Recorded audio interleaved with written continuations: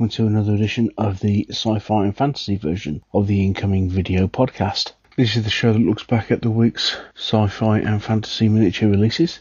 This is episode 23, which is looking back at the releases for week ending the 12th of March 2010. And as always, I'm your host Neil Shook. Got an interesting week this week.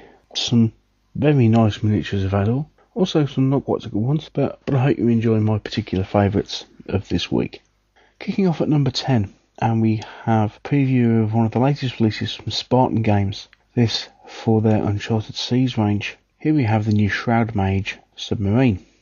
Most notable from the look of it simply because it looks very much like something out of 20,000 Leagues Under the Sea.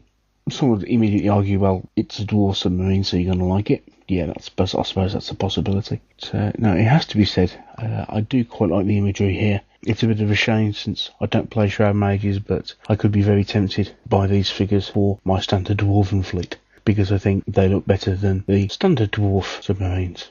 Number 9, and we have a new release from Heresy Miniatures. Now, as well as their ancients, Heresy are quite well known for their 50mm sci-fi ranges, and we'll see a couple today. This is they've called it a vacation alien. I think we can obviously see what it's meant to be. This is effectively a 15mm Predator. Interesting idea. Not the best Predator sculpt I've seen. I think that's reserved, as we know, for the Heresy one from a few weeks ago. Not a bad figure. If you're into gaming 15mm sci-fi, then this may be a must for you.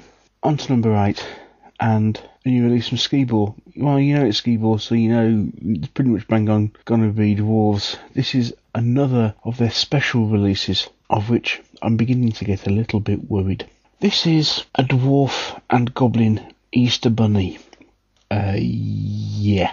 I'm not quite sure whose imagination these are coming out of, but whoever it is, it's fairly sick and twisted. That said, it's a really good model. I love the paint job. Certainly a dwarf in a pink bunny suit. Well, as you say, seen to be believed, I think is the quote I would use. A bizarre and yet strangely likeable vignette. Number 7, and a new release from Groobly Miniatures. And yeah, Groobly is as Groobly does. These are a pair of their new bile worms. And I had to get these because they're horrible. They really do make you go, ugh. As you can just see here, they are so chock full of character. Huge things. I mean, you can see the one that's standing upright is 70mm tall. So, yeah, this is an absolutely huge model, comparatively speaking. They're just horrible. They're meant to be horrible. And they achieve that in spades. A fantastic pair of models. Excellent stuff from Groobly. Number 6, and it's back to Heresy. Second of their ranges this week. These are Tigrid Warriors. Going from their sci-fi range. Here we see a couple of troopers, couple with heavy weapons, the equivalent of a heavy machine gun and potentially a flamer. Nice models. These very reminiscent of, oh crikey, what were they? I can't remember the race, but the race that are in the Wing Commander series, you know? Those tiger or lion type race. So, especially for that type of game, that kind of universe, absolutely ideal these are. Heresy are putting together a load of well-sculpted different alien races. Yeah, some great stuff, some great alternatives for your 15mm sci-fi. Number 5, and it's Gary Hunt Miniatures. Now, Gary Hunt is a guy who, well, as you can see here, is, amongst other things, a sculptor for Weta Workshop. And in part of his spare time, he sculpts 28mm miniatures. Here we see his latest release, which is a Fire Drake.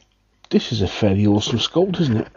There are several people coming out with dragons at the moment. The one from Reaper, you've got Heresies coming out, and then you've got something like this. Excellent, excellent figure. I can imagine this is going to be a little bit difficult to stand up, yeah, the way it's balanced and stuff. All that said, really nice dragon. Number 4, and we have a set of new releases from Heresy. Andy Foster at Heresy has been busy and he's just posted some new greens. Here we have some new sci-fi troopers. 3 or 4 different variants. Great figures these. We see an awful lot of sci-fi troops floating around in some way, shape or form. These are definitely some of the better ones. Nice dynamic poses. Excellently sculpted as always. And following on from that, we see another new member of his sci-fi gang. Here we have a sniper in a trench coat. Definitely a set of figures. I'm looking at collecting these. These are definitely worth picking up for a Necromunda gang. Excellent stuff, again from Andy Foster. So on to my top 3. And at number 3 we have preview of some new releases coming out in April from Minos, the company I mentioned last week, who have just started. These, as you can see, are a couple of dwarves, and it's good to see that following in the great tradition, we have a couple of seriously good character figures, a fairly standard dwarven hero, and then we have, in the finest GW style, a Slayer with a seriously over-the-top Mohican and a rather large battle axe. Very over the top, but very nice all the same. If you're looking for an alternative Slayer, then that second figure definitely is well worth a look. Number 2, and latest release from SmartMax in their 54mm Smaug range. Beautiful looking figure this. This is Fu Manchu. Obviously a figure that is masquerading. You have the human face on the mask, and then the creature who it really is behind it. They constantly produce fantastic figures for Smaug. I mean, yeah, these aren't the cheapest figures at all. Yeah, we're looking at premium prices, €25 for these 54mm figures. But their whole Smaug range is just absolutely awesome.